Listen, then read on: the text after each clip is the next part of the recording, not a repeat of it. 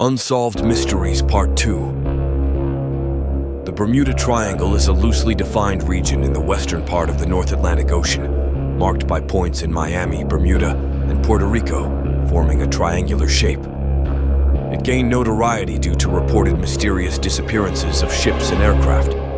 Notable incidents include Flight 19 in 1945 and the sinking of the SS El Faro in 2015. Despite various theories, there is no scientific consensus on the existence of extraordinary phenomena in the Bermuda Triangle, with most attributing incidents to natural factors and human error. And this is technically proven that subscribing us will make you smarter than ever before.